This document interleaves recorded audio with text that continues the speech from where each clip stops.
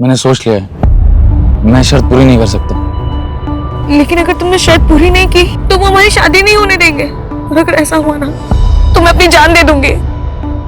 मैं भी तेरे लिए अपनी जान दे सकता हूँ यार, लेकिन मैं शर्त पूरी नहीं कर सकता यार। एक ऐसी शर्त जो पूरी ना हो तो मौत के सिवाय और कुछ नहीं, और अगर पूरी हो तो भी जिंदगियां बचाना मुश्किल।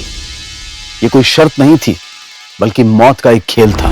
ये साल 2019 का एक दिल दहला देने वाला केस था, जिस साल को विदा देकर अब हम साल 2020 में आ चुके हैं। लेकिन गुजरा हुआ साल 2019 जब शुरू हुआ था तो उसके आगमन के साथ साथ कुछ ऐसी वारदातें सामने आई थी जिनमें कुछ जिंदगियों के लिए वो साल आखिरी साबित हुआ था, और इन सब की वजह बनी थी वो शर्त। 55, 56, 57, 58, 59, Happy New Year!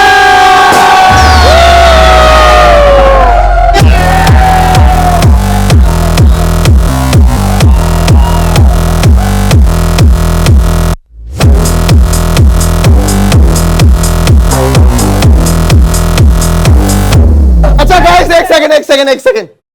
मैं आप सबको वापस से नए साल की बहुत बहुत बधाई देते हुए आप सबसे यहां से जाने की इजाजत चाहूंगा। लेकिन गाइस, ये पार्टी यहां खत्म नहीं होती है। अब ये पार्टी मेरी तरफ से मेरी वाइफ मालिनी होस्ट करेंगी। मेरी 3:30 बजे की फ्लाइट है, मैं चलता हूं। लेकिन गाइस, आप सब लोग खूब एंजॉय कीजिएगा। Happy new year guys! Happy new year! Bye bye bye! Happy journey Rahul!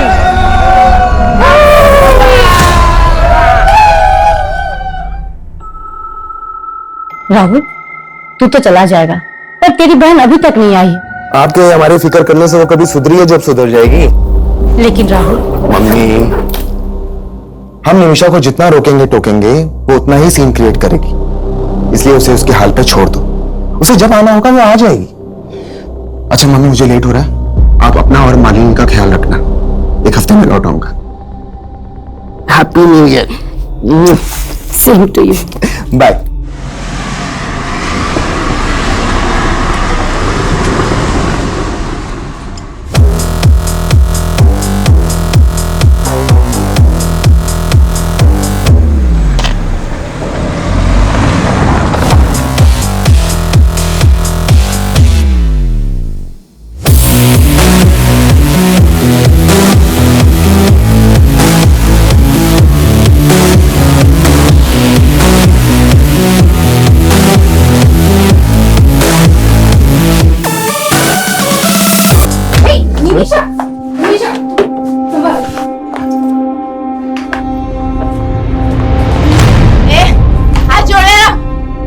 तेरी हिम्मत कैसे मुझे छूने की?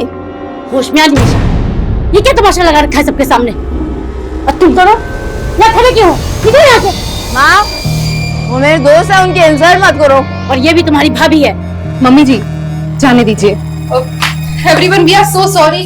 हमारी वजह से आज आपकी पार्टी खराब। भाभी ji, it's okay, no problem. चलो निकलते, चलो। तुम दोनों नहीं जाओगे क्या?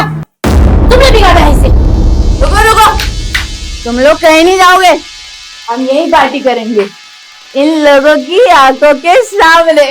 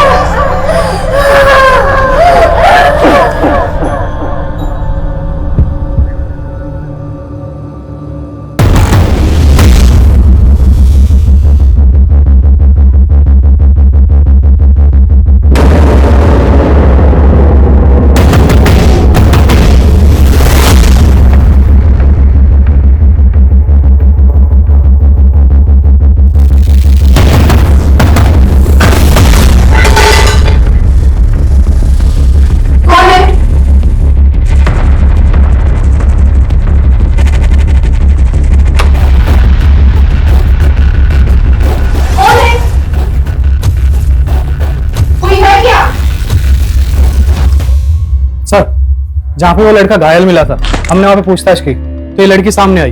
ये उस लड़के को जानती है। साहब, साहिल है वो। कहाँ है? मुझे उससे मिलना है। अभी बेहोश है लेकिन जल्दी होश में आ जाएगा।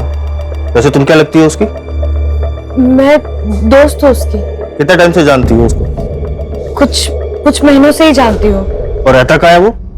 उस्मानपुर में, लेकिन मुझे पता नहीं मालूम, उसने कभी बताया नहीं। साहब एक बार देख लो उसे। ठीक।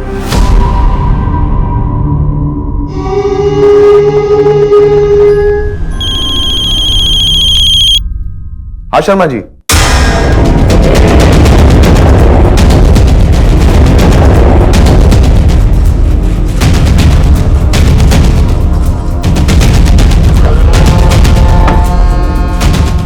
पीछे रही।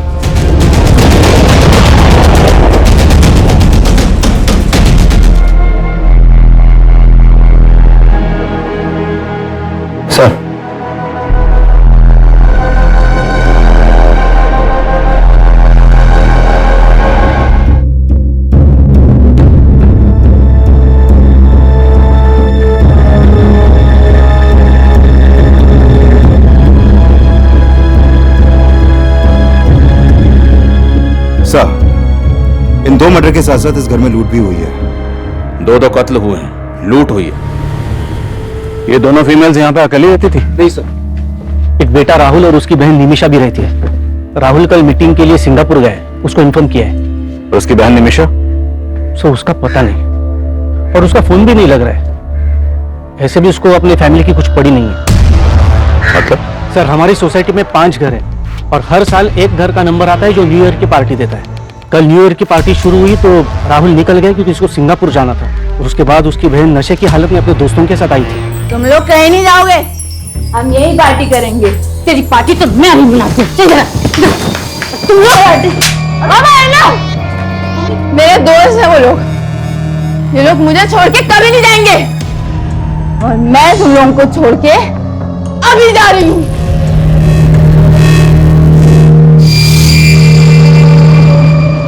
निमिषा के साथ उसके दोस्त कौन थे? सर, मैं तो नहीं जानता हूँ उन्हें। राहुल और निमिषा का फोन नंबर है आपके पास?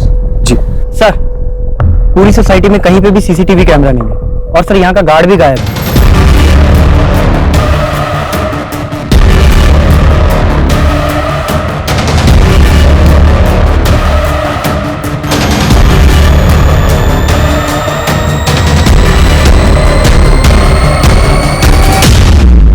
नाम क्या है गार्ड का?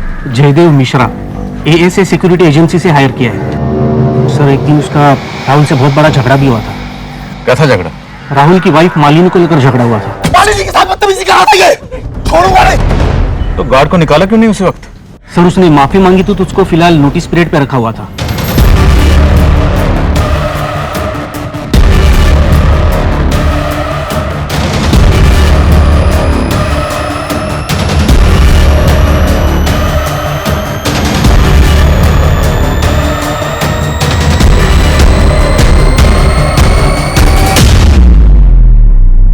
सर, मेरी अभी राहुल से बात हुई। सिंगापुर से 5 घंटे बाद इंडिया की फ्लाइट है, उसी से आ पाएगा वो। प्रकाश सर, वो गार्ड अपने घर पे नहीं मिला है। उसके एक पड़ोसी ने बताया कि वो अभी थोड़ी देर पहले घर से निकला है। हो सकता है भागने की फिराक में। सभी बस स्टैंड और रेलवे स्टेशन पर उसकी फोटो सर्कुलेट करवा। ठीक है सर। गार्ड और निमिषा अपनी माँ और भाभी से झगड़ा करके घर चली, अब वो भी गए। पता करो वो कहाँ, और उसके दोनों दोस्त, उनके बारे में पता करो। सर,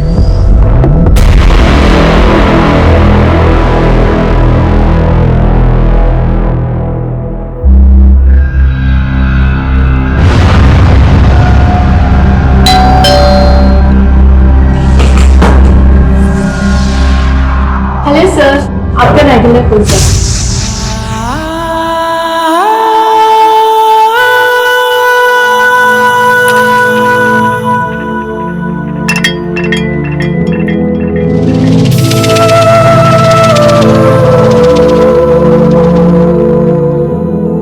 कैसा है?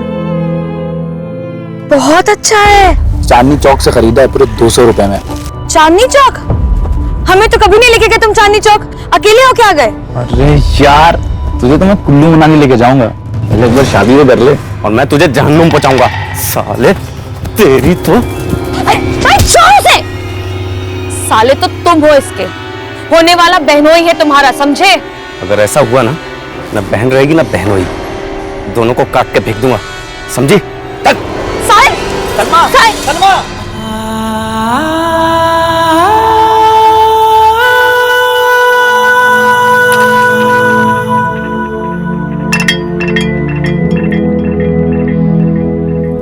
मैं जानती हूँ तुम्हारा गुनहगार कौन है, लेकिन मैं कुछ नहीं कर सकती। मैं मजबूर हूँ, मैं कुछ नहीं कर सकती।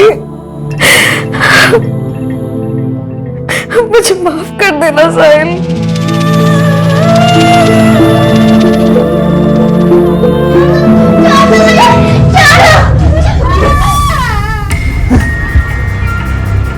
साहिल, साहिल, डॉक्टर, डॉक्टर, देखिए ना क्या हो रहा है इसे। बात की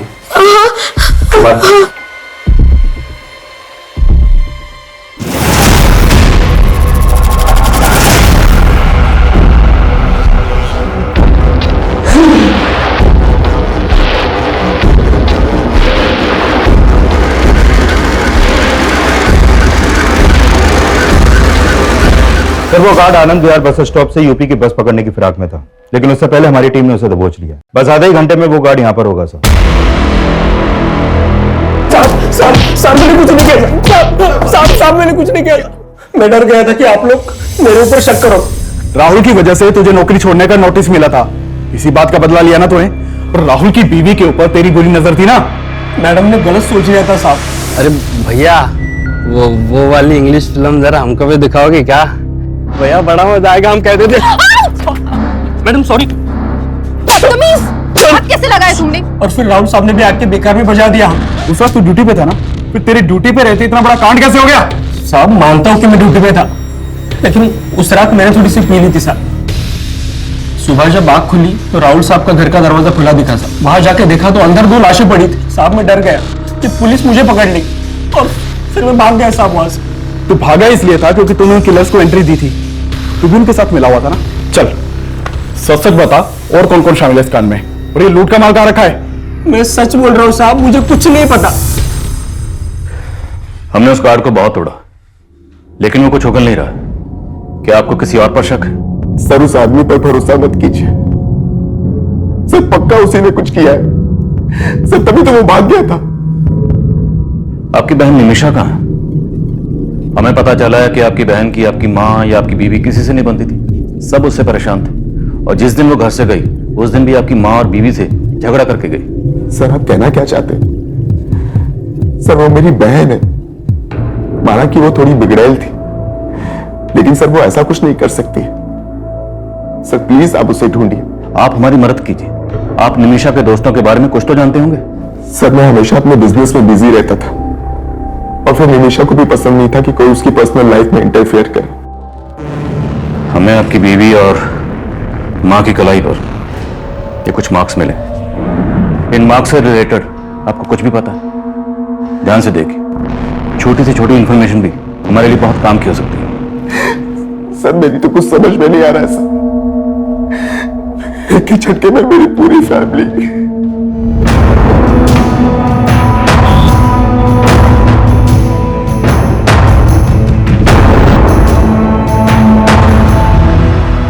पोस्टमार्टम करने वाले डॉक्टर्स का कहना है कि जिस चाकू से मालिनी और सरिता के गले रेते गए और कोई कातिल कत्ल करने के बाद इन औरतों की कलाई पर ये एक्स के मार्क क्यों बनाएगा? सर किलर का मकसद सिर्फ लूट और मर्डर ही नहीं लगता।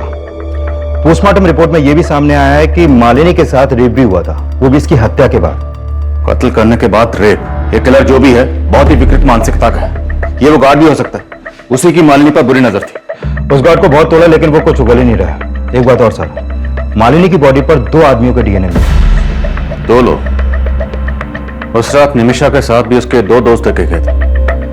निमिषा का कुछ पता चला? नहीं सर, निमिषा का कुछ पता नहीं चला, लेकिन उसके कॉल रिकॉर्ड्स में मौजूद सभी नंबर्स में से मैं 2 लड़कों को जीरो डाउन कर रहा हूं जो उस रात पार्टी में निमिषा के साथ देखे गए थे। 2 कत्ल हुए, कत्ल के बाद मालिनी का रेप किया गया। मामला सीरियस है।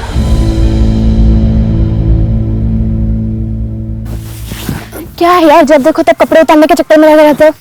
तुम्हें दिखता हूँ ना तो अपनी भावनाओं पे कंट्रोल ही नहीं कर पाता। ये भावना अपने तक रखो, वरना कोई और भावना ढूंढ लो अपनी हवस पूरी करने के लिए। सुनो सिद्धिका रुको ना। टाइम नहीं है मेरे पास, पापा वेट कर रहे हैं घर पर। सुनो सिद्धिका, सुनो ना।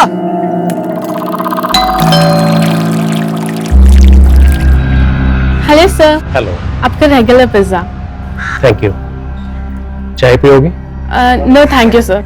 आप रोज मेरी खिदमत करती हो, ये पिज्जा लेकर आती हो, मुझे भी तो मौका दो।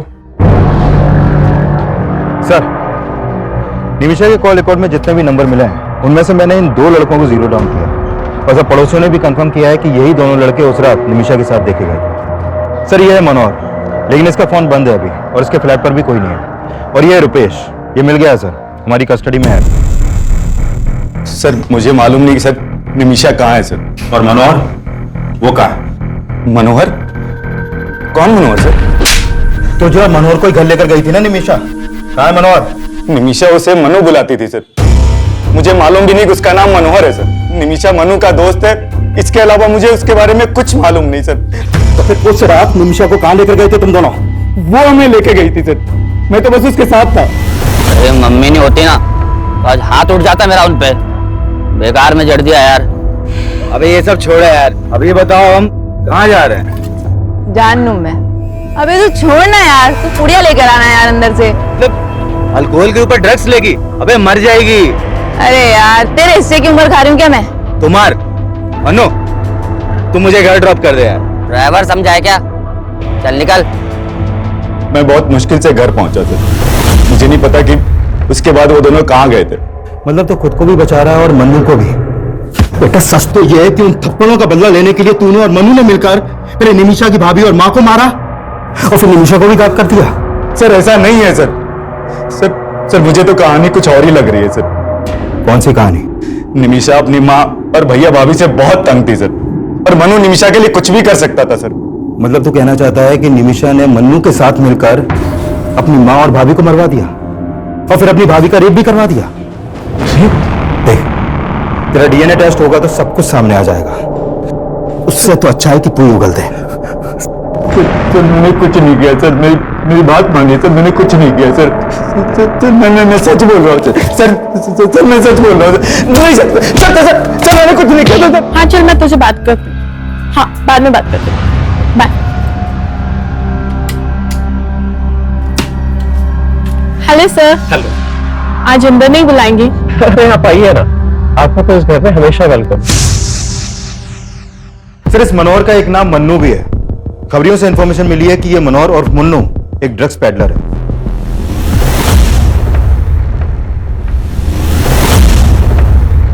मैंने अपने खबरियों को मन्नू का ठिकाना पता करने के लिए लगवा दिया है और ड्रग्स डीलिंग से जुड़े केसेस के जितने भी हिस्ट्री शीटर्स हैं उन सबको भी उठवा रहा हूं मैं। निमिषा की एक ड्रग पेडलर से दोस्ती, लेकिन उसकी अपने घर में किसी से नहीं बनती, न मां से न भाभी से। और राहुल ने हमें बताया कि इस सब के लिए राहुल को जिम्मेदार मानती थी। इनके घर के जरा अंदरूनी हालात पता करो, हो सकता है ये अंदरूनी मामला और क्राइम को इस तरह अंजाम दिया गया ताकि लगे कि बाहरी मामला।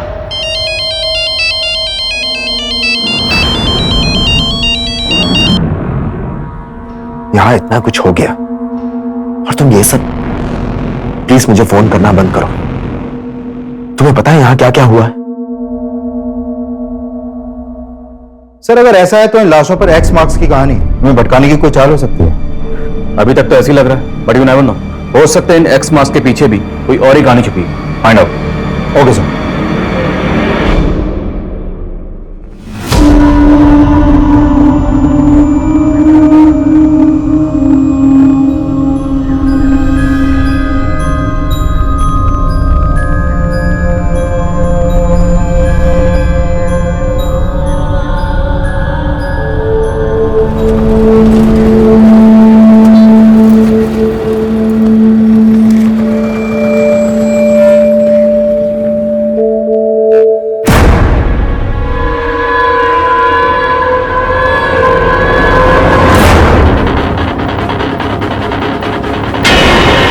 ये केस जितना आसान नजर आ रहा था असल में उतना ही उलझा हुआ था और उन लाशों पर मिले क्रॉस मार्क्स रहस्यों की लकीरें साबित हो रहे थे और अखबार की सुर्खियां उन्हें और भी ज्यादा सनसनीखेज बना रही थी।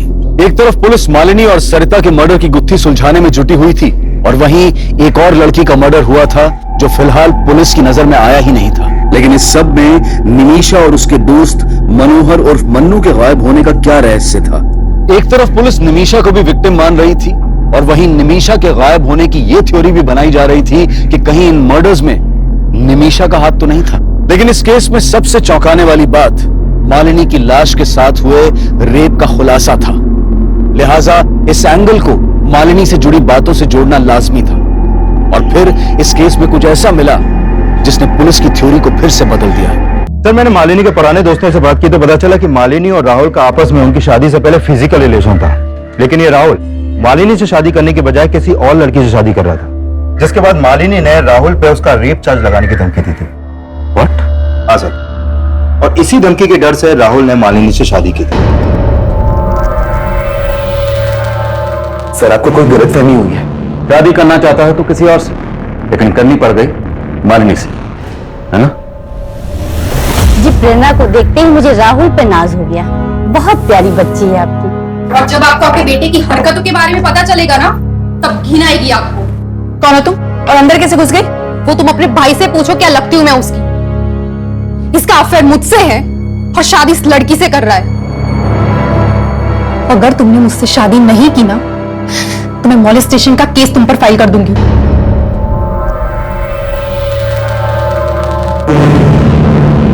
जो भी हुआ, लेकिन सर अब मैं मालिनी को अपनी बीवी स्वीकार कर चुका था। और तेरी गर्लफ्रेंड प्रेरणा, उससे तब भी टच में हो ना? झूठ मत बोल, रिकॉर्ड्स हैं हमारे पास। राहुल, मुझे तुमसे मिलना है। प्लीज प्लीज देखो, मना मत करना। यहाँ इतना कुछ हो गया और तुम ये सब। प्लान बड़ा अच्छा था तुम्हारा। उस रात सिंगापुर चला गया और यहाँ पर मर्डर की सुपारी दे गया। वो लूटपाट, एक्स का निशान, वो सब तेरा ही दिमाग था, हमें भटकाने के लिए। अपनी बीवी से इतनी नफरत कि उसकी लाश के साथ रेप करवाया तुमने। बस कीजिए सर, मैं इतना गिरा हुआ इंसान नहीं हूं। अपनी मां को क्यों मरवाऊंगा मैं? तेरी बहन गायब है। आप लोग असली गुनहगार को तो पकड़ नहीं पा रहे, तो मुझ पर ऐसे आरोप लगाने लगे। ठीक, तुम जा सकते।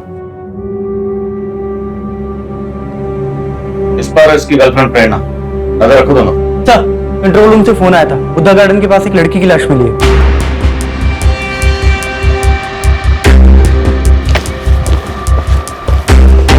पीछे हटिए। प्रकाश, लाश की हालत देख के लग रहा है कि इसका मर्डर 2-3 दिन पहले ही हुआ है। 5 एक्स मार्क्स। तो क्राइम सीन पे इस लड़की की पहचान की कोई लीड नहीं मिली है। और ये देखिए सर, इस लड़की के हाथों पर भी वैसे ही एक्स मार्क्स हैं जो मालिनी और इसके साथ सरिता जी के हाथों पर थे। सर, उस डबल मर्डर और एक्स मार्क्स की खबरें अखबारों में बहुत छप रही हैं। तो हो सकता है कि किसी ने उन मर्डर्स का मोडस ऑपरेंडी इस्तेमाल करके इस लड़की को मारा हो। गौर करने वाली बात यह है कि इस लड़की की कलाई पर 5, मालिनी के हाथ पर 1 और मालिनी के साथ सरिता जी के हाथ पर 2 एक्स के निशान। तो हो सकता है इस लड़की के कत्ल का इन दोनों मर्डर से कोई न कोई ताल्लुक हो, या निमिषा और मन्नू से। और ये दोनों ही गायब हैं सर, कोई ना कोई रास्ता है।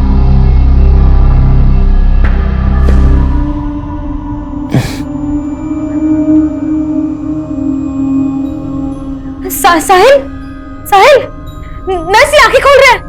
साहिल, साहिल, साहिल, हाँ हाँ, आंखें खोलिए। मैं सलमा, सलमा, मेरी तरफ देखिए ना साहिल, देखिए मैं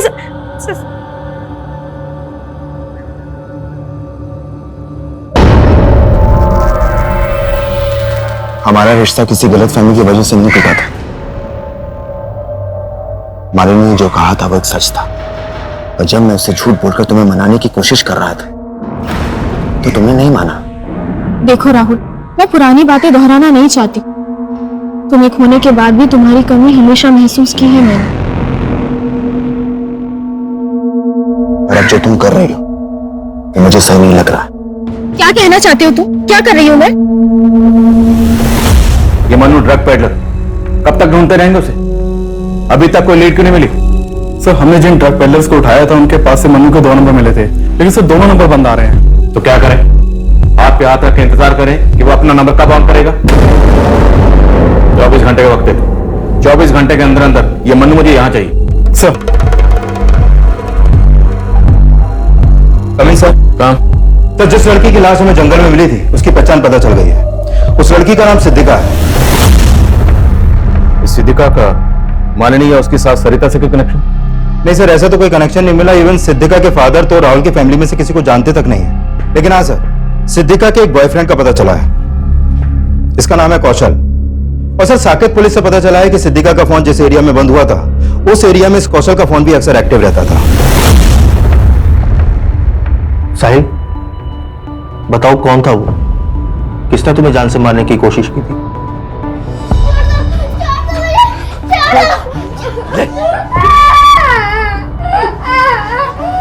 क्या हुआ साहिल? बताओ, किसने हमला किया था तुम्हारे ऊपर?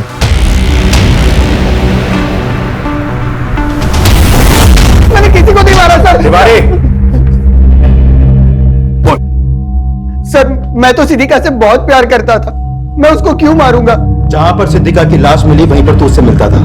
और जिस दिन जिस एरिया में सिद्धिका का मर्डर हुआ, उस दिन उसी एरिया में तेरा फोन भी एक्टिव था। वो उस दिन मुझसे मिलने वाली थी, मैं वहां गया तो वो वहां पे नहीं थी और उसका फोन भी बंद आ रहा था। सर, सच बता रहा हूं, मुझे कुछ पता नहीं उसके साथ क्या हुआ है। सर नहीं मारा मैंने किसी को।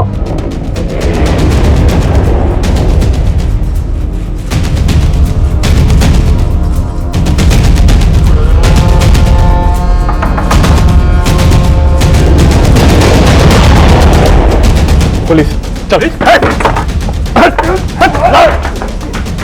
रुक सर, सर, सर। निमिषा कहाँ है? सर, निमिषा ने कुछ नहीं किया सर। सर, मैंने भी कुछ नहीं किया। जो पूछ रहा हूँ वो बता, निमिषा कहाँ है? अरे जाना मनु, तू लेके यार कार के अंदर से। अरे यार निमिषा, वो रुपेश सही बोल रहा था। फिर दारू के साथ ड्रग्स लेगी तो मर जाएगी तू यार। अबे साला तू भी फट्टू है, मैं खुद ले लेती हूँ, चल।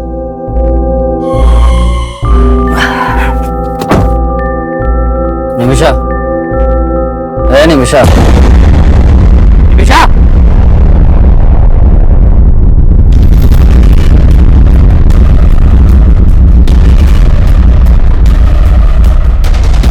सर, मैं सच बोल रहा हूँ सर, ये खुद अपनी मौत मरी है। मैं बहुत डर गया था सर, इसलिए मैंने इसकी लाश यहाँ लाके फेंक दी, पर मैंने किसी को नहीं मारा सर। मैंने कोई मर्डर नहीं किया, कोई मर्डर नहीं किया।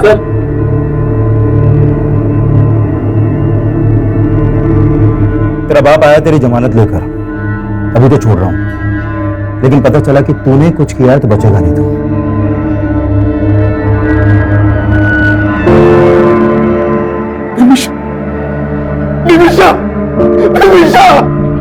निमिषा की पोस्टमार्टम रिपोर्ट से यह सामने आया था कि निमिषा की मौत ड्रग्स की ओवरडोज की वजह से हुई थी, लेकिन इसका मतलब यह भी नहीं था कि पुलिस मनोहर और मन्नू पर भी पूरी तरह से भरोसा कर रही थी। वहीं राहुल, प्रेरणा, रुपेश और सिक्योरिटी गार्ड जयदेव भी। लेकिन निमिषा का केस मालिनी, सरिता और सिद्धिका के केस से इसलिए भी अलग था और इस एक्स मार्क की गुत्थी को सुलझाना पुलिस के लिए बेहद मुश्किल साबित हो रहा था। पर मुझे इन मर्डर्स में कनेक्शन नजर आ रहा है। 3 और 4 गायब है। मतलब आप कहना चाहते हैं कि 2 मर्डर्स और हुए हैं जिनकी लाशों पर 3 और 4 एक्स के मार्क्स हैं? एग्जैक्टली। और शायद ये किसी सीरियल किलर का काम हो सकता है। 1X, 2X और 5X, बीच में 3X और 4X गायब है। आसपास के थानों में पता करो। मालिनी, सरिता और सिद्धिका के मर्डर के दौरान जितनी भी मिसिंग कंप्लेंट दर्ज हुई सबके बारे में पता लगाओ। साहिल, तुम ये मत समझना कि मेरा भाई मेरे लिए तुमसे बढ़कर है। तुम जिंदगी हो मेरी। साहिल, ऐसे पत्थर बन के मत रहो ना, मैं मर जाऊंगी।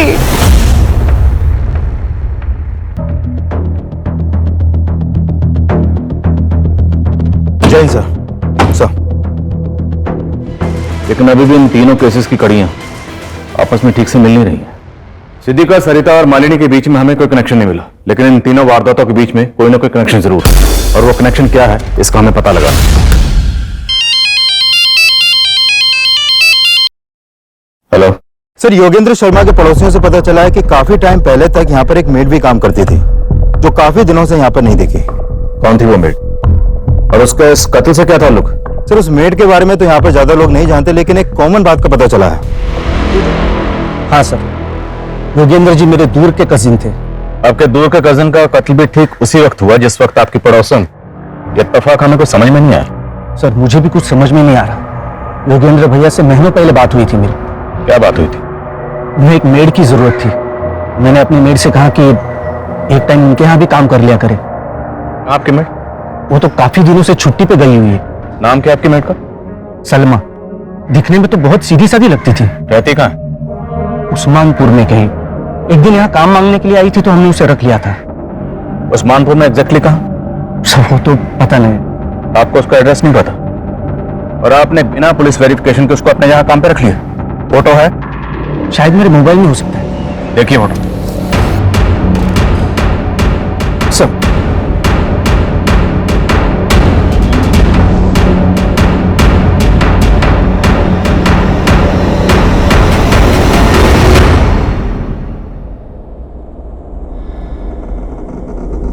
मालिनी और सरिता के पड़ोसी का दिलीप शर्मा से कॉमन कनेक्शन मिला। हो सकता है सिद्दीका से भी इस मेड सलमा का कोई कनेक्शन हो। योगेंद्र ने हमें बताया था कि सलमा उस्मानपुर में कहीं रहती। हिमांशु, पूरा इलाका छान मार और ढूंढ निकाले सलमा। एक के बाद एक जिस तरह से ये लाशों पर एक्स के निशान बढ़ते जा रहे हैं तो मुमकिन है अभी और मर्डर्स हो और उनकी कलाई पर ये एक्स के निशान 6, 7 या 8 भी हो सकते हैं। लेकिन हमें उन्हें रोकना है। हमें किसी भी सूरत में इस क्राइम को होने से रोकना है। Is that clear? Yes sir.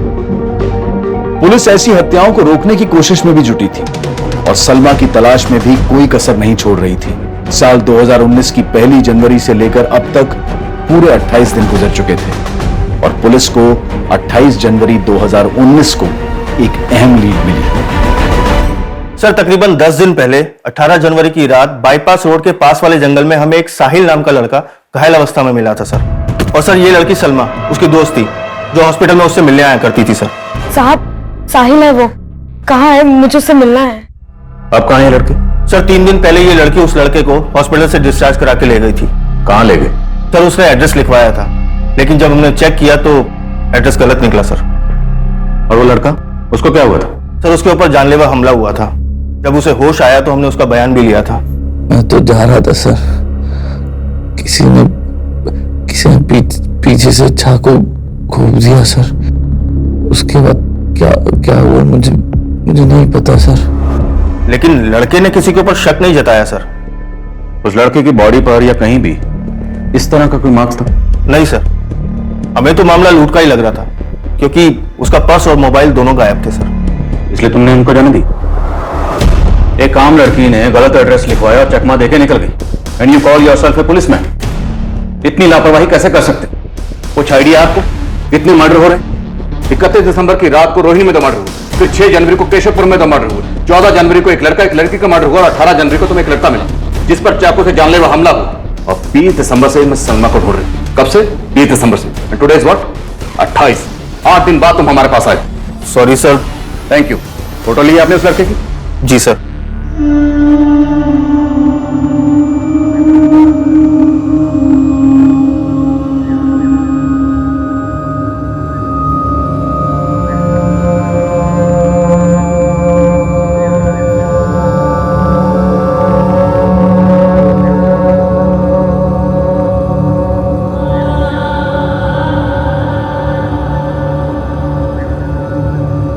साहिल खाना।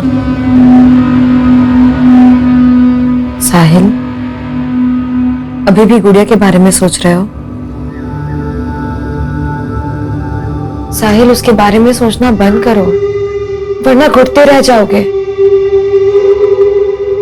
सर 18 जनवरी की रात को वो लड़का बाईपास रोड के पास एक जंगल में मिला था और मैंने चेक किया कि 18 जनवरी की रात को नरेला में भी एक वारदात हुई थी। नरेला पुलिस से उस केस की अपडेट ली है सर मैंने। सर ये बच्ची है गुड़िया, नरेला में अपने पेरेंट्स के साथ रहती थी। 18 जनवरी की रात को इनके घर में लूट की कोशिश हुई थी जिसमें इस बच्ची का मर्डर हो गया। इस बच्ची का गला भी उसी तरह रेता गया जैसे मर्डर केसेस अपने एरिया में सामने आए हैं सर। क्या इस बच्ची की कलाई पर भी एक्स का मार्क बनाया गया था? नहीं सर, इसकी कलाई पर कोई भी एक्स मार्क नहीं मिला, लेकिन इस मर्डर का मोडस ऑपरेंडी सेम है। इस बच्ची की फैमिली से मिलो, शायद कोई लीड मिल जाए। Okay sir.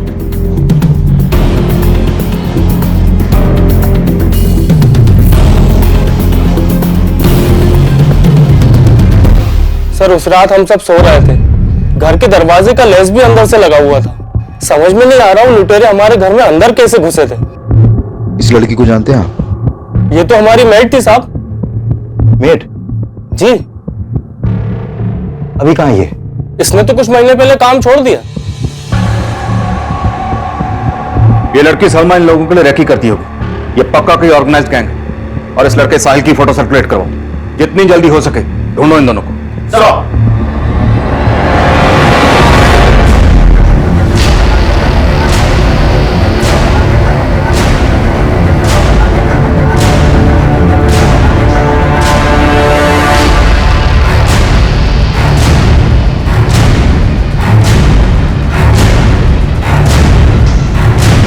साहिल जल्दी चलो, पुलिस है। साहिल चलो।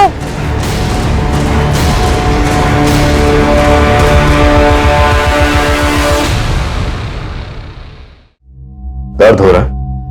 बोलो, वरना ऐसी चोटें देंगे कि जिंदगी भर याद रखोगे। समझे? शुरू हो जाओ। कौन? सर 4 कत्ल के बाद उस 5वीं लड़की का कत्ल करते हुए मैं नहीं कांपा, क्योंकि उस 5वीं लड़की को मारकर मैंने सलमा की बेइज्जती का बदला लिया। उस लड़की ने सलमा की बेइज्जती की थी सर। एक चोर! रुक रुक रुक! साहिल, साहिल क्या हुआ? तू रोक क्यों रही है? उस लड़की ने मुझे थप्पड़ मारा और बहुत कुछ सुनाया। मैंने बस उसका पर्स लिया था, उसी पे वो भड़क पड़ी। चल। और फिर सलमा ने गुड़िया के घर को अपना टारगेट बनाया था, जहां मुझे आखिरी कत्ल करना था। सर मैंने नहीं सोचा था कि वहां मुझे उस बच्चे को मारना पड़ेगा।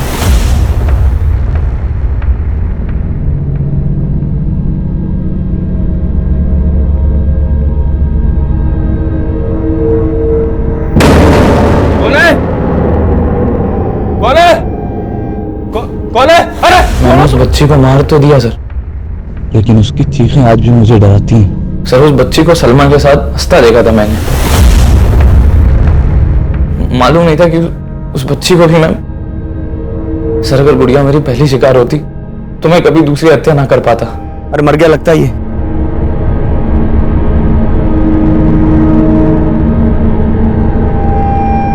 चल। सर मेरी किस्मत बुरी थी जो बच गया, फल जो भोगना था। और तुमने ये सब किया क्यों? सर हम 6 मार का गैंग एक बहुत पुरानी बिरादरी है।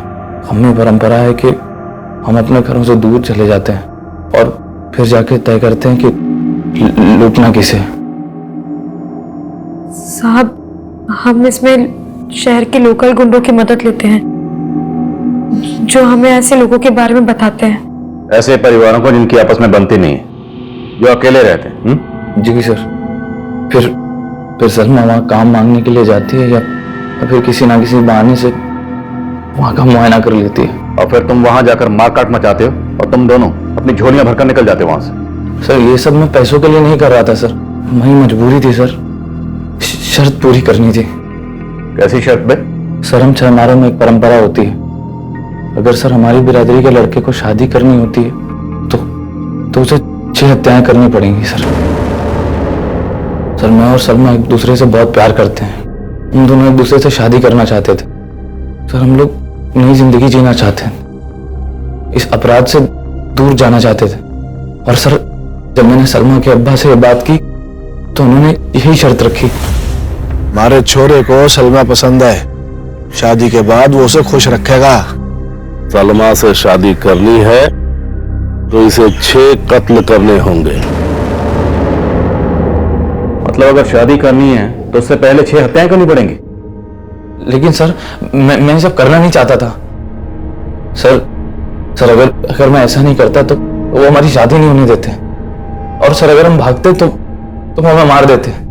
इसलिए सर हम हार गए। अपने प्यार को हासिल करने के लिए तुमने हत्याएं करने की सोची, यही तेरी हार थी। हाँ सर हार गया मैं, सही कह रहे हैं। लोगों को मारकर अपने प्यार को हासिल करने की सोच रहा था, हार गया सर मैं। अपने प्यार से, अपनी जिंदगी से हार गया मैं सर। साहिल और सलमा को अपने किए पर जो भी पछतावा हो, लेकिन उनके गुनाहों की कोई माफी नहीं है। और उनके बयान के आधार पर पुलिस ने अलग अलग राज्यों से 6 मार गैंग से जुड़े कई अपराधियों को गिरफ्तार किया है। हमारे देश में तरह तरह की विचित्र प्रथाओं का मिलना कोई नई बात नहीं है, लेकिन 6 मार गैंग से जुड़ी यह हत्याओं की प्रथा सन्न कर देने वाली थी।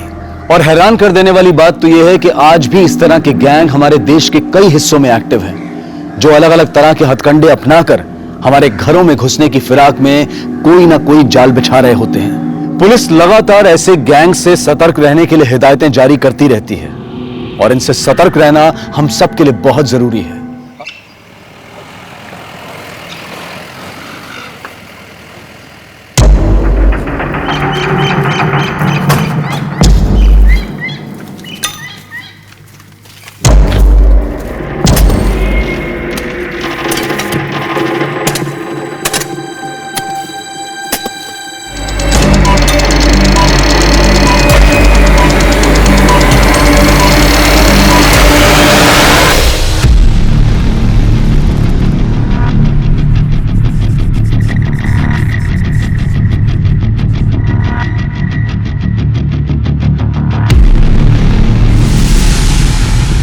नमस्कार, आदाब।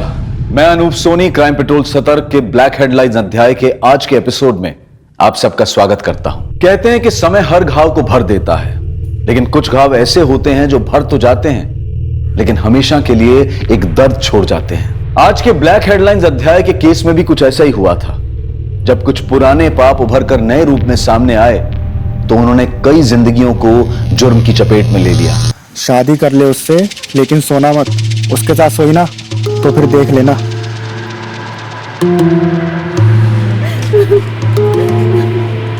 बाबा,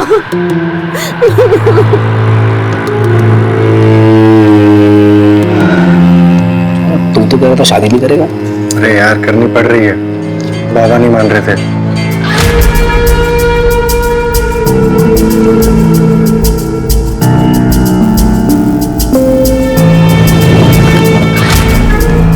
आओ सुन भाई, ये है तुम्हारा घर। आज गोकुल की माँ होती तो करती सारे रीति रिवाज। मैं तो स्वागत ही कर सकता हूँ।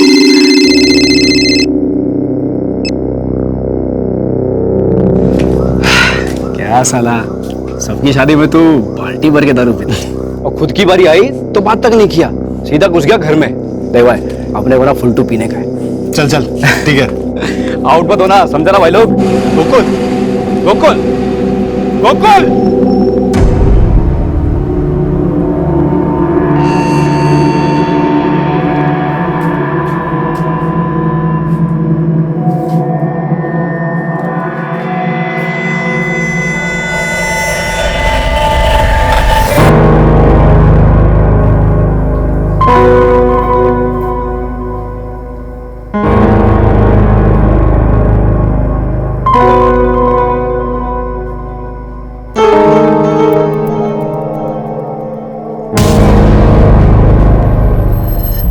अब आज क्या हुआ है?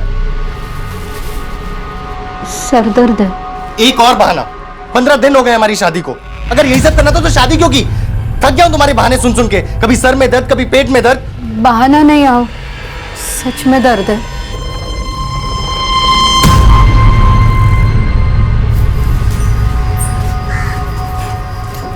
आओ चाह।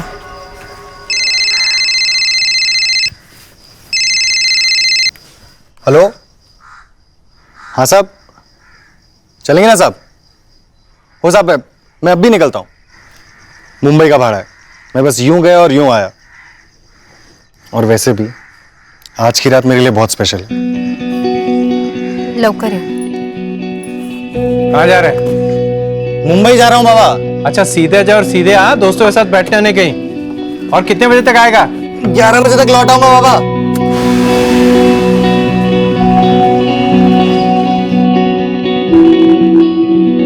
नहीं आया तुम्हारे पास भी? ठीक है, अगर वो आया या उसका फोन है तो मुझे फोन करके बता देना। उमेश कह रहा है उसके घर पे भी नहीं आया। कहाँ का भाड़ा लेकर गया था? साहब बोल के गया था कि मुंबई का भाड़ा है, रात को 11 बजे तक लौट आएगा। कल सुबह से गया साहब, अब तक नहीं आया। आप गोकुल की फोटो दीजिए, उसकी गाड़ी का नंबर भी हम पता करते हैं। जी। ये किशोरी और चंद्रकांत ने गोकुल को ढूंढने में कोई कसर नहीं छोड़ी। वो रोज इस आस में पुलिस स्टेशन के चक्कर लगाते कि शायद उन्हें गोकुल की कोई खबर मिल जाए, लेकिन हर बार उनके हाथ निराशा ही लगती। गोकुल की कोई जानकारी मिली? वही कह रहे थे, अभी तो कुछ पता नहीं चला। सब मेरी गलती है, मैं ही मनहूस हूं, मेरी कुंडली में ही कोई दोष है।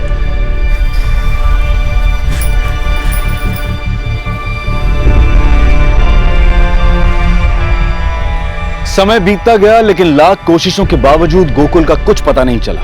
ना ही गोकुल की टैक्सी मिली और ना ही उसका कोई नामो निशान। गोकुल की पहचान समय की रेत में ढक कर रह गई और उसकी फाइल भी पुलिस स्टेशन में नए केसेस के नीचे दब गई।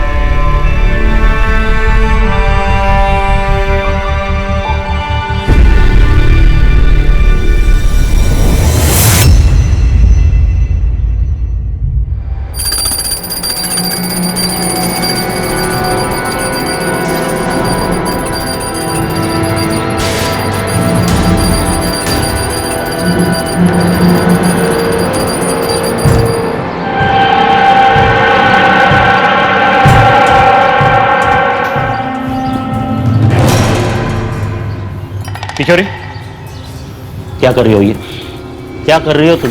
कितनी बार समझाया मैंने तुम्हें कि रोहन को खुद का काम खुद करने दो। स्पेशल स्कूल में दाखिला करवाया इसका मैंने, अच्छे डॉक्टरों के पास इलाज करवा रहा हूं कि ठीक हो जाए मेरा लड़का, लेकिन तुम होके उसे खुद से उभरने ही नहीं दे रही। देख, मेरा बेटा है, मेरा दिलीप महाजन का, वो खुद का काम खुद करेगा, खुद स्कूल में जाएगा, तैयार होगा, खुद अपने हाथ से दूध पिएगा। समझ तो ना तुला?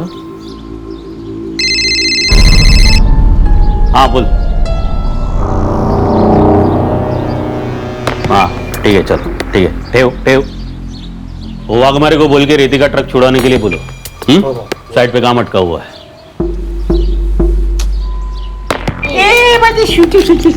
चलो पापा लोग उशीर होते, ओके? चॉकलेट खाते हो? चलो bye bye bye bye bye.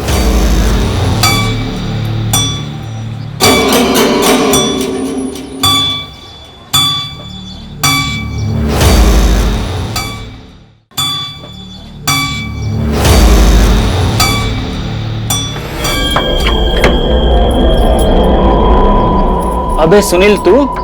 Chandar, कैसा रे? अरे पर तू था किधर? इतने सालों के बाद दिखाए? मुंबई में था यार, एक फैक्ट्री में, मोबाइल की फैक्ट्री में। पर अभी अपने को मुंबई में जमता नहीं, तो अपन इधर वापस आ गए। वो जो अपना औंध के पास एक नया मॉल खुला है ना, उधर अपना मोबाइल का शॉप डालेगा, इधर ही रहेगा। ये तो बहुत अच्छी बात है। वैसे अकेला है इधर, हम लोग के साथ नहीं लाया? शादी वीदी किया किधर है, अभी सोचता है करेगा। वैसे इधर सब ठीक है ना? कोई आया गया तो नहीं? आएगा कैसे, अपन इधर था ही नहीं।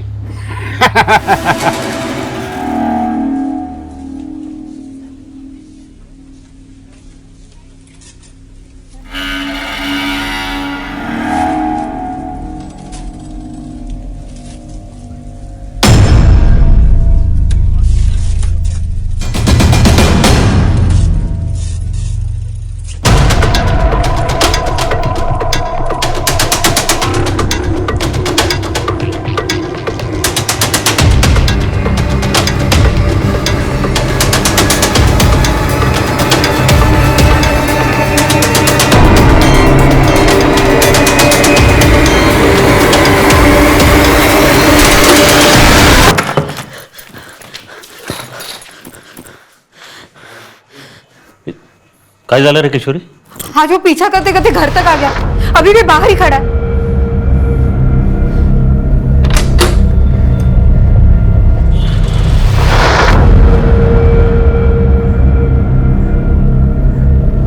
कोई भी तो नहीं बाहर? हमें सांगते ना, अब भी बाहर था वो। तेरे दिमाग के अंदर प्रॉब्लम है किशोरी। तुझे ऐसा बार बार लगता है कि कोई पीछा कर रहा है, लेकिन क्यों करेगा तेरा पीछा कोई? लेकिन ये पहली बार तो नहीं हुआ है ना। उस दिन जब मैं अगरबत्ती लेने गई थी तब भी वो मेरा पीछा कर रहा था। चल मैं मंगला संग तुम्हारे साथ जाएगा जहां जाना होगा। उसकी जरूरत नहीं है, अगली बार किसी ने मेरा पीछा किया तो मैं पुलिस स्टेशन चली जाऊंगी।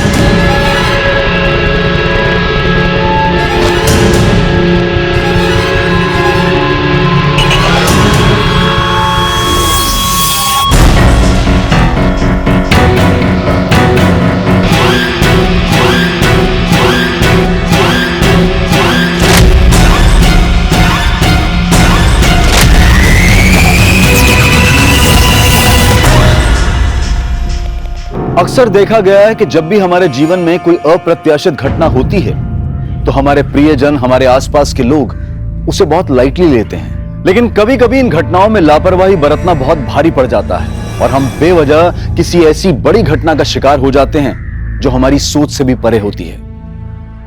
अमन, स्कूल से आते वक्त सीधे घर आ जाना, कहीं खेलने मत लग जाना। Okay okay aunty, bye.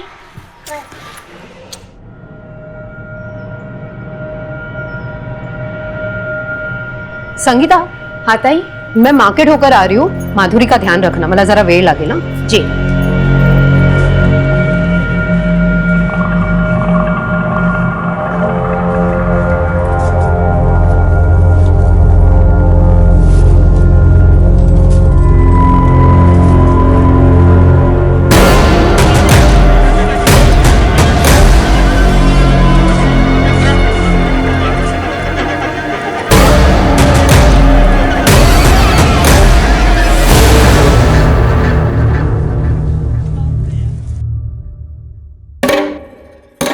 ताई, कहाँ थी आप?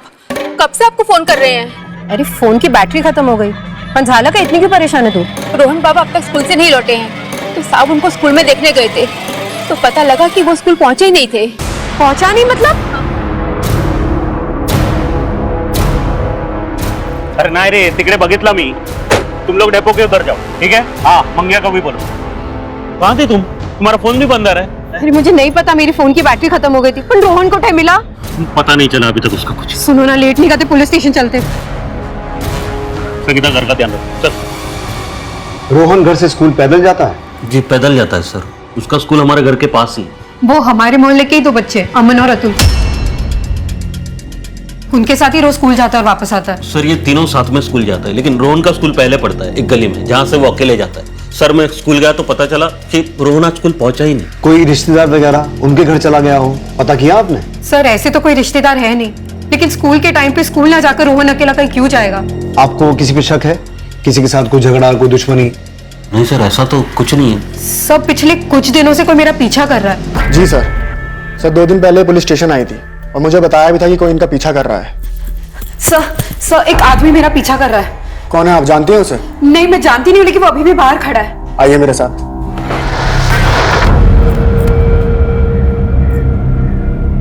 कोई भी तो नहीं है मैडम? अब भी यही खड़ा था वो। क्या हुआ? फिर किसी ने पीछा किया? हाँ, वो आप कौन? ये मेरे पति हैं, दिलीप महाजन। मैंने इन्हें फोन करके बुलाया। कौन पीछा कर रहा था? आपको चेहरा याद है? स्केच बनवा सकती हैं? मैंने कभी उसे ठीक से देखा नहीं, वो पूरी तरह सामने नहीं आता था। दिलीप जी, हाँ सर।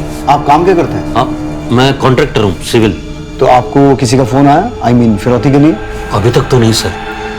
मेरा रोहन बहुत छोटा है सर, प्लीज उसे जल्दी ढूंढिए। आप फिक्र मत कीजिए, हम पूरी कोशिश करेंगे। आपको कोई भी इंफॉर्मेशन मिले हमें बताइए।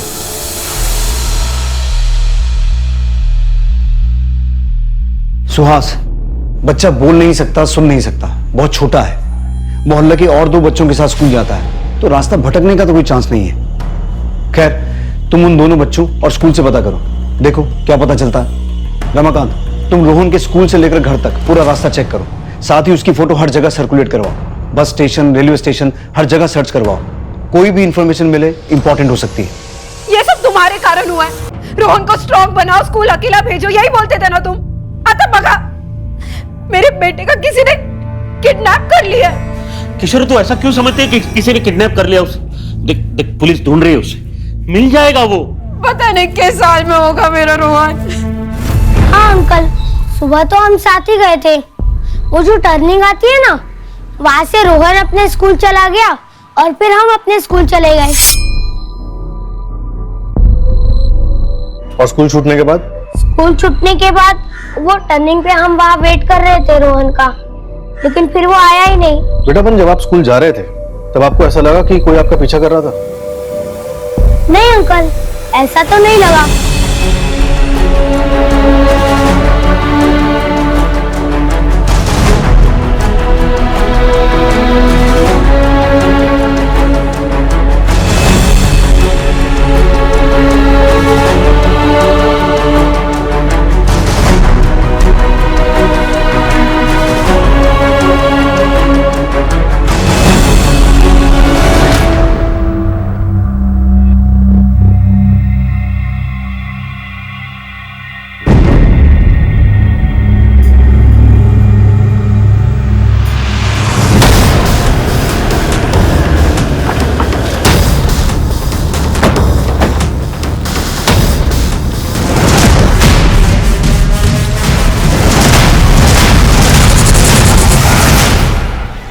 सुहास, बच्चे की बॉडी को पोस्टमार्टम के लिए भिजवाओ और इसके माँ बाप को हॉस्पिटल बुलाओ। रमाकांत सर, इस जंगल और आसपास के पूरे इलाके को स्कैन करो और फोरेंसिक टीम को बुलाओ तुरंत। Okay sir.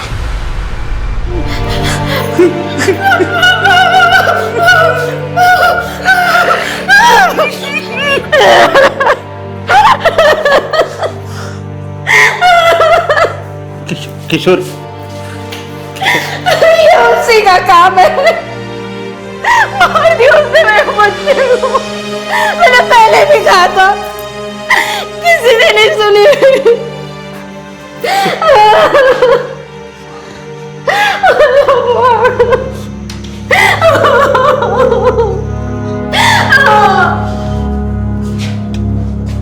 रोहन की बॉडी हमें बकोरी पास के जंगल से मिली। हम अभी इन्वेस्टिगेशन कर रहे हैं। दिलीप जी, मैं आपसे फिर एक बार पूछ रहा हूं, कोई ऐसा है जो आपको चोट पहुंचाना चाहता हो, आपकी किसी के साथ कोई निजी दुश्मनी हो जो आपके बेटे रोहन को इस तरह से गला दबा के मारे? सर मैं सिंपल सा कॉन्ट्रैक्टर हूँ, मेरी किसी से क्या दुश्मनी हो सकती है सर?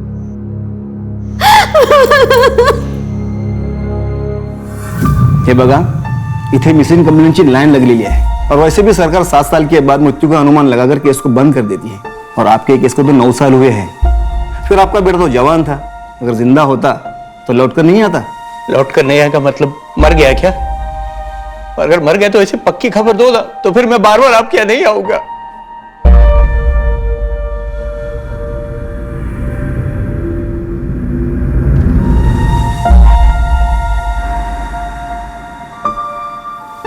ग्यारह बजे तक लौट आऊंगा बाबा। स्टॉकर का कुछ पता चला? नहीं सर। अगर स्टॉकर ने ही किडनैप किया था और फिर मार दिया तो मकसद क्या था? कहीं ये कोई साइको किलर तो नहीं? क्योंकि फिरौती का भी कोई कॉल नहीं आया और क्योंकि बच्चा बोल नहीं सकता तो जाहिर सी बात है कि चिल्लाया भी नहीं होगा। क्या पता किलर रोहन के माँ बाप तक कोई मैसेज पहुंचाना चाहता हो। ये दिलीप और किशोरी, इनकी पूरी छानबीन करो, हो सकता है इनके इर्द गिर्द हमें कोई क्लू मिल जाए। हाँ गणेश बोल। साहब, पाटिल नगर में एक चाय वाला है, उसका ऐसे कहना है उसने एक आदमी को रोहन और उसकी माँ का पीछा करते हुए और घूरते हुए देखा है। एक काम कर, इस चाय वाले को तुरंत थाने लेकर आ। बोल सुरेश, क्या देखा तुम? साहब एक आदमी था जो मेरी दुकान पर चाय पीने के लिए आता था। ये फोटो जो दिखाई गणेश ने, ये लड़का और उसकी माँ को वो घूरता था और उन लोगों का पीछा करता था।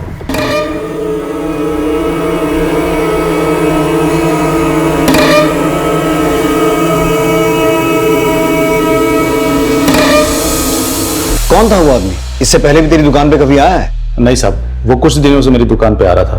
शक्ल याद है? स्केच बनवा सकते हो? जितना याद है बता दूंगा साहब। सर, ये वो स्टॉकर का स्केच है जो किशोरी और उसके बेटे रोहन का पीछा करते हुए देखा गया था। जगह जगह इसके पोस्टर लगवाओ, अपने खबरी नेटवर्क में भी सर्कुलेट करवाओ। इसे जल्द से जल्द पकड़ना होगा।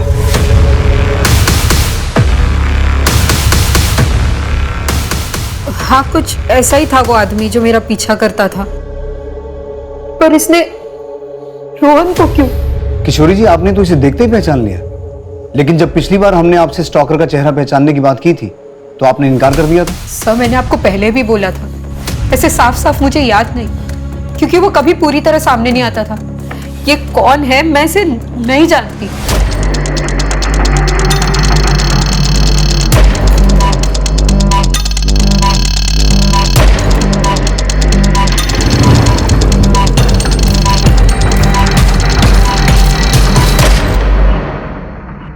नमस्कार बाबू। बरोबर देख ले, पुलिस ढूंढ रही है इसे। उससे पहले तुम्हें उसे ढूंढना है। आप टेंशन मत लो बाबू, हो जाएगा।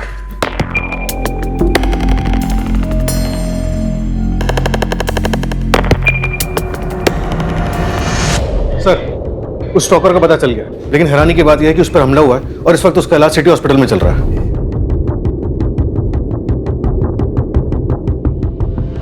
आदमी का नाम सुनील है और उस पर चाकू से वार किया गया था। हथेलियां बाहर आ चुकी थी। वो खुद अपने पेट को समेटकर यहां तक आया था। अब वो खतरे से बाहर है, आप उससे पूछताछ कर सकते हैं। Thank you.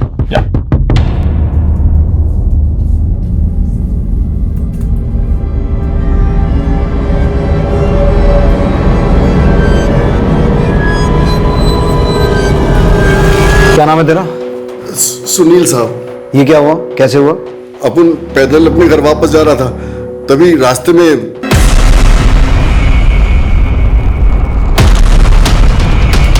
तो क्या लगता है तुझे, किसने हमला करवाया ये? अपन का तो किसी से कोई दुश्मनी भी नहीं है साहब। अभी कुछ ही दिन हुए अपन को पुणे आए साहब। ये औरत, इसका पीछा क्यों करता था तू?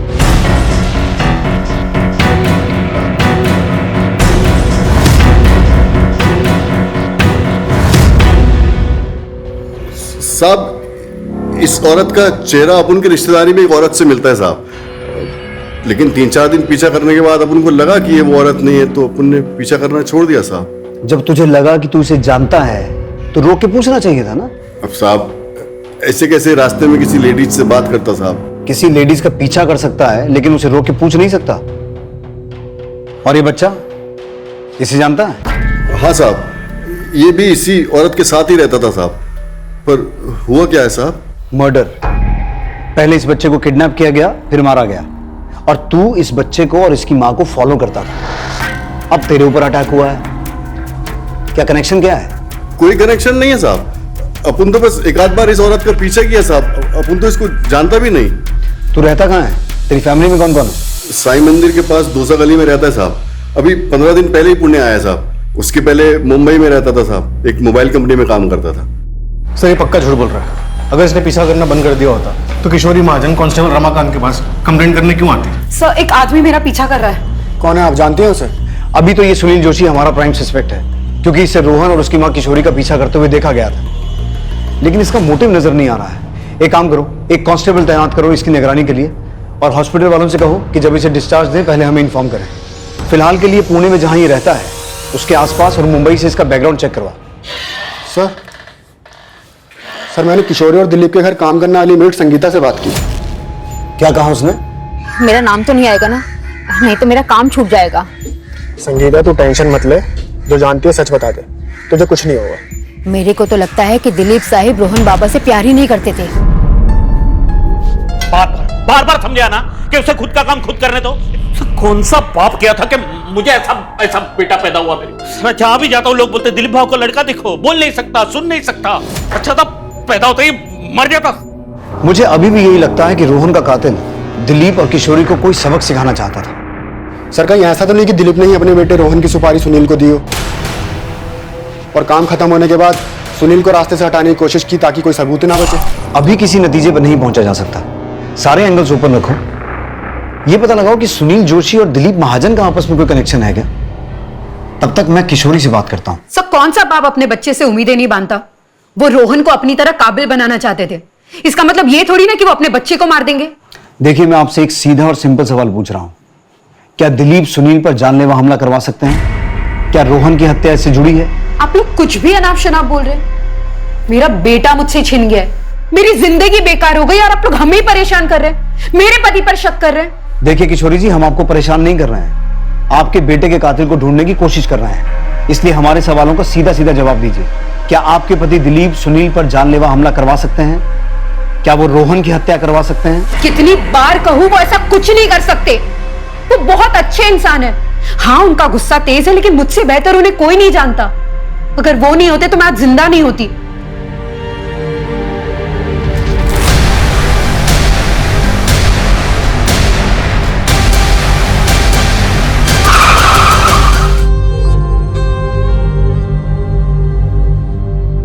आप ही सोचिए, जिसने मेरी जान बचाई, मुझसे शादी की, मुझे सहारा दिया, वो भला अपने बेटी की जान कैसे ले सकता है? अब मुझे आपसे कोई बात नहीं करनी है।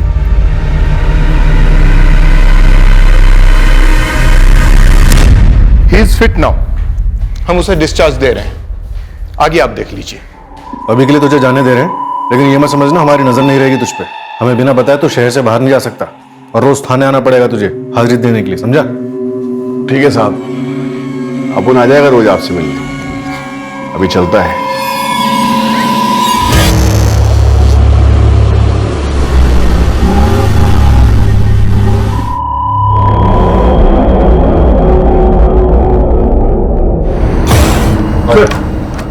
पिछले कुछ दिनों में आसपास के एरिया में जो कंकाल के अलग अलग टुकड़े मिलने के कंप्लेंट्स आ रहे थे, उसमें आज एक और बढ़ोतरी हुई है। किसी गाड़ी के नीचे कंकाल का सर मिला है। अभी तक जितनी भी हड्डियां मिली हैं सबको एफएसएल लैब में टेस्टिंग के लिए भिजवाओ और रिपोर्ट मंगवाओ।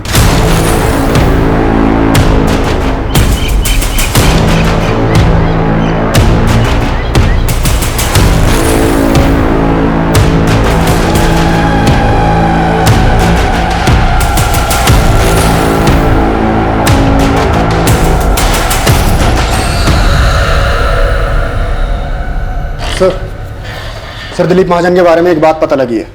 सर दिलीप ने हिस्ट्री शीटर दगड़ू सावंत को सुनील को मारने की सुपारी दी थी। नमस्कार बाबू। क्या? साहब अंदर आ जाओ। आजा गणेश। साहब कल रात को मैंने सुनील का पीछा किया, वो जंगल में गया था, वहां एक गड्ढे के पास जाके खड़ा हो गया और काफी परेशान लग रहा था साहब। ये सुनील मुझे शुरू से ही गड़बड़ लग रहा है। जब पहले हमने उससे दिलीप के बारे में पूछा था तो उसने कहा कि वो एक दूसरे को नहीं जानते हैं, तो दिलीप ने उसे मारने की सुपारी क्यों दी? दिलीप और सुनील दोनों को उठा और साथ में उस हिस्ट्री चीटर को, क्या नाम है उसका? दगड़ू सावंत।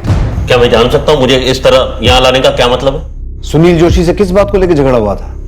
साहब अपन का दिलीप महाजन के साथ कोई झगड़ा नहीं है। अच्छा, रोहन को मारने की सुपारी के पैसों को लेकर झगड़ा हुआ था? सर तुम क्या डोका फिर लायत का? हाँ, मैं अपने रोहन को मारने के लिए सुपारी दूंगा? मामला बिल्कुल साफ है। तुम्हें रोहन पसंद नहीं था, उसका ना बोलना तुम्हें खलता था और तुम जानते थे कि सुनील रोहन और उसकी मां का पीछा करता है। तुमने उसका इस्तेमाल किया, सुनील के हाथों अपने बेटे को मरवाया और तुम्हारा राज सामने ना आए इसलिए तुमने सुनील की भी सुपारी दी। अपन बहुत सीधा साधा आदमी है साहब। मुंबई में मोबाइल कंपनी में काम करता था, इधर पुणे में अपना दुकान खोलना चाहता है। साहब अपन कौन सा एंगल से आपको सुपारी लेने वाला लगता है साहब, वो भी छोटे बच्चे की। सर आप जानते हैं आप क्या बोल रहे हैं? मेरा बच्चा मरा है सर, और उसके कातिल को पकड़ने के बजाय आप मुझ पर शक करें। बार बार एक ही बात दोहरा रहे हो कि मैंने अपने रोहन की सुपारी दी उस सुनील को मारने के लिए। सर मैं 1000 बार कह चुका हूं कि मैं नहीं जानता हूं ये कौन है, सुनील मुनील जो भी है। नहीं जानता ना सुनील को? नहीं। ठीक है,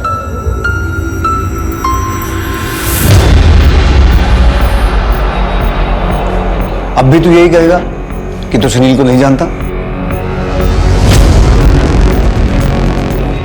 बोल।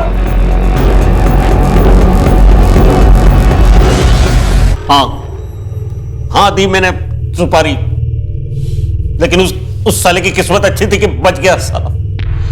लेकिन अगर दोबारा मुझे मौका मिलेगा ना, मैं उसे छोड़ूंगा नहीं, मार डालूंगा सर उसे। रोहन कैसा भी था लेकिन मेरा अपना खून, बहुत बहुत प्यार करता था मैं उससे, अब भी करता उसे। एक तरफ तो तू अपने बेटे से परेशान था कि समाज में तेरा नाम खराब हो रहा है, दिलीप भाऊ का बेटा बोल सुन नहीं सकता, तो अचानक ये हृदय परिवर्तन कैसे हो गया? देख मैं अभी भी बोल रहा हूं, सच सच बोल। सर मैं सच बोल रहा हूं। आप चाहे तो उनसे दगड़ू से पूछ लीजिए, हम उस तक पहुंचे उससे पहले कोई किसी और ने उस पर हमला कर दिया। हाँ साहब, और मैंने भी बोला ना साहब आपको कि मुझे सुपारी मिली थी, लेकिन मेरे से पहले किसी और ने काम कर दिया। क्या लगता है सर आपको कि दिलीप सच बोल रहा है? कुछ कहा नहीं जा सकता सुहास, आज के जमाने में इंसान किसी भी हद तक गिर सकता है, ऐसे में हमारा काम और कठिन हो जाता है। दिलीप और सुनील इन दोनों के कॉल रिकॉर्ड चेक करो, शायद कुछ सुराग मिले। बट सर एफएसएल से रिपोर्ट आ गई है, इतने दिनों से जो हड्डियां यहाँ वहां मिल रही थी वो किसी एक ही आदमी की, जिसकी उम्र लगभग 25 से 30 के बीच है, और सर ये हड्डियां 9 साल पुरानी है। एक ही आदमी की? कोई 9 साल बाद इन हड्डियों को गड्ढे से निकालकर यहाँ वहां क्यों फेंक रहा है? सर ये सुनील भी 9 साल बाद यहाँ आया। मुंबई में था यार, एक फैक्ट्री में, मोबाइल की फैक्ट्री में। और गणेश ने सुनील को जंगल में एक गड्ढे के पास खड़े देखा था। सर यही वो जगह है जहां मैंने सुनील को देखा था।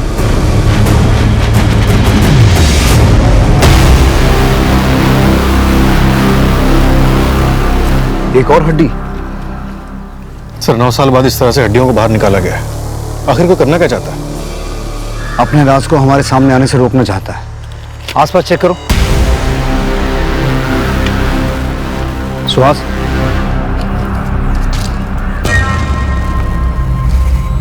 ये तो किसी कार या टेम्पो के टायर के निशान है, और गाड़ी इस तरफ से आई, इसी तरफ वापस गई, और ये रास्ता तो आगे जाके बहुत खराब है।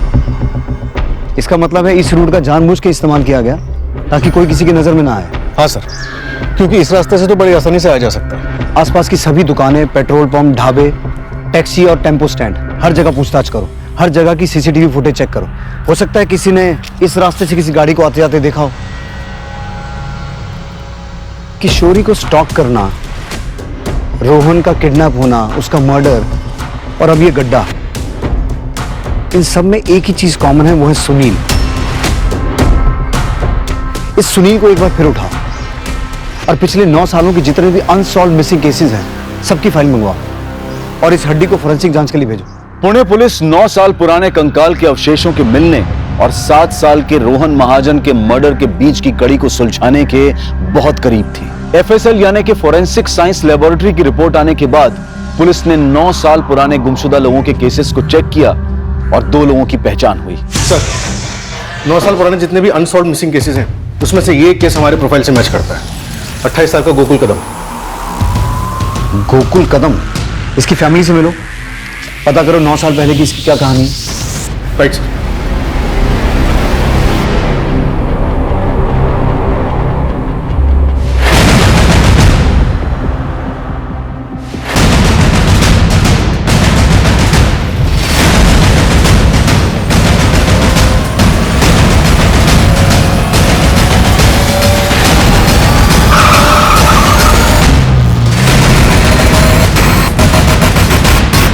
क्या?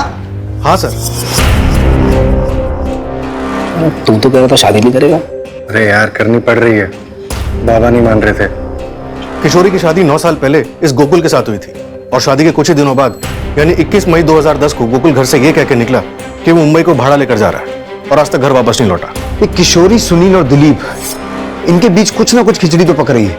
तुम गोकुल के पिता को डीएनए सैंपलिंग के लिए लेके जाओ, इन तीनों से मैं निपटता हूँ। साहब, मेरे बेटे के बारे में कुछ पता चला क्या? देखिए, हमें कुछ हड्डियां मिली है, एक बार आपका डीएनए सैंपल मैच करा के देखते हैं, शायद जवाब मिल जाए। सर, सुनील कल से हाजिरी पे नहीं आया। मैं उसके घर पे गया था, वहां पे भी नहीं है। उसका फोन भी स्विच ऑफ आ रहा है।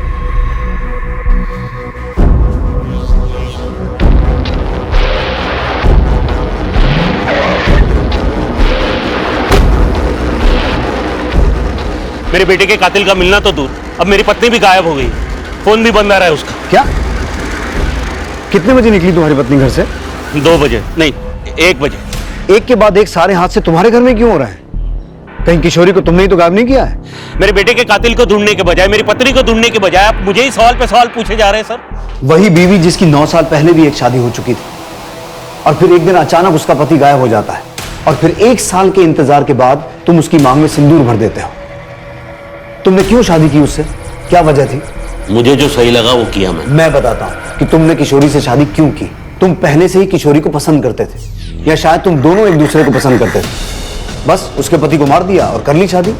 और अगर रोहन की बात करें तो वो बेचारा बोल सुन नहीं सकता था। तुम उस पर भी अपना गुस्सा उतारते थे, उसे दूसरे बच्चों के साथ कंपेयर करते थे और अपने इसी गुस्से की वजह से तुमने एक दिन उसे मार दिया। और जब ये बात किशोरी को पता चली तो तुमने किशोरी को भी गायब कर दिया, या उसे भी। मुझे मेरी बच्ची के पास जाना, छोटी है वो, मेरे बिना नहीं रह पाएगी। क्यों कर रहे हो ऐसा?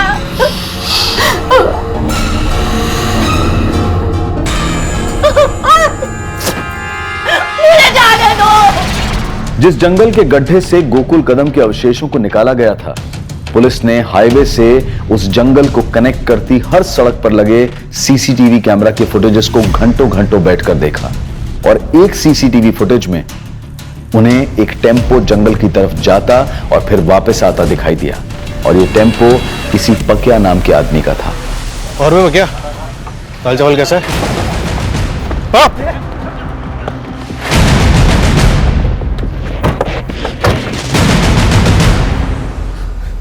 मुंह खोलने के लिए और टाइम चाहिए तो बाद में आता हूं। सब बताता हूँ साहब। सब एक आदमी ने मेरा टेम्पो किराए पे लिया था।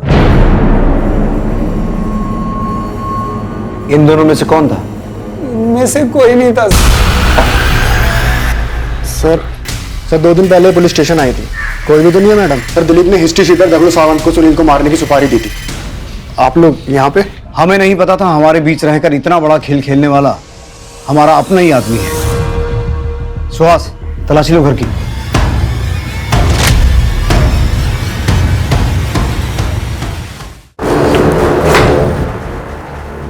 अब सिर्फ सच बोलना बेहतर होगा तेरे लिए। बोल, 9 साल पहले गोकुल और अब रोहन को क्यों मारा? और सुनील और किशोरी को बंदी बना के क्यों रखा था? उनके साथ क्या संबंध है तेरा? सब बताता हूं, लेकिन सर एक बात है कि मैंने रोहन को नहीं मारा है। बाकी सब कुछ बताता हूं। किशोरी और मेरे भी संबंध थे। हम दोनों एक दूसरे से प्यार करते थे। मैं तुमसे प्यार करती हूँ रमाकांत, किसी और से शादी कैसे कर सकती हूँ? शादी कर ले उससे, लेकिन सोना मत। आगे जो करना है वो मेरे पर छोड़ दे। अगर उसके साथ सोई ना तो फिर देख लेना। जाति अलग होने की वजह से घर वाले राजी नहीं थे, इसलिए हम शादी नहीं कर सकते थे। फिर एक दिन किशोरी के पिता ने गोकुल से उसकी शादी कर दी। हमने पहले ही तय कर लिया था कि शादी भले ही गोकुल से हो जाए, लेकिन वो रहेगी सिर्फ मेरी, और वक्त आने पर हम शादी कर लेंगे। मैंने रमाकांत की बात मान ली और तय कर लिया कि मैं गोकुल से दूर ही रहूंगी और उसे भी अपने करीब नहीं आने दूंगी। अब आज क्या हुआ है? सर दर्द है। एक और बहाना। 15 दिन हो गए हमारी शादी को। अगर यही सब करना था तो शादी क्यों की? लेकिन गोकुल का गुस्सा बढ़ता गया और एक दिन सर मैंने ही एक फर्जी नंबर से गोकुल को फोन किया और उसकी टैक्सी मुंबई के लिए बुक की। तुम टैक्सी चलाते हो ना? हाँ साहब, मुंबई जाना है। चलेंगे ना साहब? रात तक वापस आ जाएंगे। मुंबई का भाड़ा है। मैं बस यूं गया और यूं आया। जब वो उस जगह पहुंचा तो मैंने सुनील के साथ मिलकर उसको मार दिया। मैंने गोकुल की गाड़ी तालाब में धकेल दी थी। सब कुछ रफा दफा हो गया था। सुनील मुंबई चला गया था, पर मैं और किशोरी एकदम से शादी नहीं कर सकते थे। कहीं ना कहीं से हमारे ऊपर शक जा सकता था। मेरा पुलिस में सिलेक्शन हो गया। मैं ट्रेनिंग के लिए चला गया। मेरी ट्रेनिंग के दौरान किशोरी के पिता ने उसकी ज़बरदस्ती दूसरी शादी करा दी थी। हमारे अंदर दोबारा से किशोरी की शादी तोड़ने की हिम्मत नहीं थी। फिर 9 साल बाद हमारी ज़िंदगी में सुनील वापस आ गया। उसने किशोरी का पीछा करना शुरू कर दिया और उसको ब्लैकमेल करने लगा। मुझे 5 लाख रुपए दे दे और अपनी गृहस्थी बचा ले और मेरी बसने दे, वरना मैं ऐसे ही तेरा पीछा करता रहूंगा और घर पहुंच जाऊंगा। किशोरी मुझसे मिलने थाने आई। किशोरी तुम? सुनील वापस आ गया और ब्लैकमेल कर रहा है। मैं नहीं चाहती कि हमारी जिंदगी बर्बाद हो जाए। कुछ करो रमाकांत। वो कंप्लेन करने के बहाने थाने आई और पीछे से अपने पति दिलीप को भी बुला लिया ताकि किसी को शक ना हो। फिर मैंने सुनील को मरवाने के लिए उस पर हमला करवाया, लेकिन वो बच गया। फिर मैंने झूठी कहानियां बनाकर शक की सुई दिलीप महाजन की तरफ घुमा दी। बराबर देख ले, पुलिस ढूंढ रही है इसे। आप टेंशन मत लो, हो जाएगा। मैंने पूरी कोशिश की कि पुलिस सुनील को ना छोड़े, लेकिन उसके खिलाफ सबूत ना मिलने के कारण उसको छोड़ना पड़ा। मुझे पता था कि वो गोकुल की बॉडी को लेकर मुझे अब ब्लैकमेल करेगा, इसलिए मैंने 9 साल पहले दफन की हुई गोकुल की बॉडी को निकाल लिया और कंकाल के टुकड़े इधर उधर फेंक दिए। सुनील के लिए मेरा शक यकीन में बदल गया जब मैंने उसे गड्ढे के पास देखा। मैंने सुनील को उठाया और बंदी बनाया और उसको समझाया कि वो चुप रहे, लेकिन वो नहीं माना, तो इसलिए मैंने उसकी ज़बान ही काट दी। और किशोरी के अपहरण के पीछे का क्या ड्रामा है? वो मुझसे मिलने आई थी, लेकिन वो गन ले आई। उसे लग रहा था इन सब के पीछे का जिम्मेदार मैं हूँ। अपने बच्चे के अपहरण से वो हताश हो चुकी थी। उसने बिना मुझसे पूछे आप लोगों से कंप्लेन कर दी। रोहन की हत्या और सुनील के पीछे पड़ जाने के बाद वो पूरी तरह से टूट गई थी। मुझे डर था कि वो अपने बच्चे के गम में सारी सच्चाई आपको ना बता दे, इसलिए मैंने उसको भी किडनैप किया।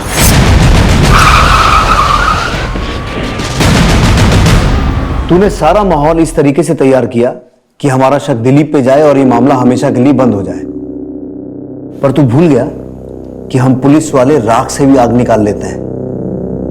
अगर इतना दिमाग ईमानदारी से पुलिस की नौकरी करने में लगाया होता ना, तो नौकरी और जिंदगी दोनों बच जाते। रोहन की हत्या का सच क्या है? तू और रमाकांत अब उनको बहुत हल्के में ले रहे थे ना?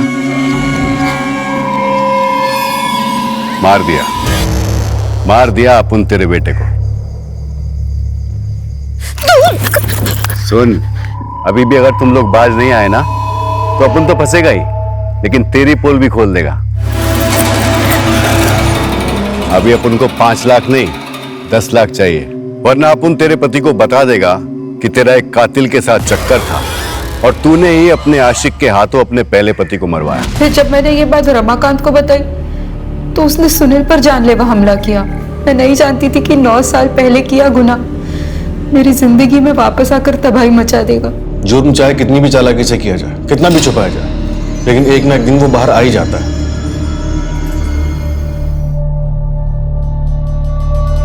आत्महत्या करने की कोशिश ढूंढता क्या? हाँ, मेरे साथ इतनी जिंदगी गुजारने के बाद इतना सब कुछ छुपाया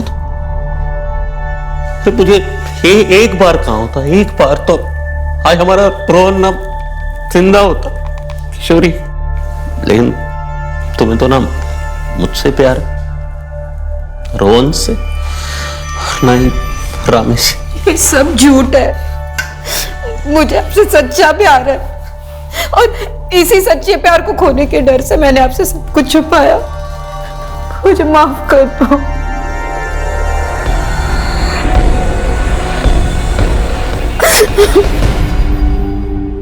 अगर इंसान सही और गलत का फर्क समझ ले, भले और बुरे को जान ले, तो जुर्म का ख्याल आने से पहले ही उसके कदम पीछे हट जाते हैं। लेकिन जब इस सकारात्मक यानी कि पॉजिटिव सोच को कुचल दिया जाता है तो अपराध की दहलीज पार करते हुए समय नहीं लगता और फिर अपराध नए नए रूप में जन्म लेता है। किशोरी ने गोकुल से शादी तो कर ली लेकिन निभा नहीं पाई, उल्टा पीछा छुड़ाने के लिए अपराध के दलदल में फंस गई। वो चाहती तो अपने बनाए इस चक्रव्यूह से गोकुल को अपना कर खुद को आजाद कर सकती थी, लेकिन उसने आजादी के लिए अपराध का दामन थामा और अंजाम आप सबके सामने है। इसलिए सोचें, समझें और जीवन के हर मोड़ पर सही फैसला लें, ऐसा फैसला जो आपके जीवन चक्र को सुखद बनाए।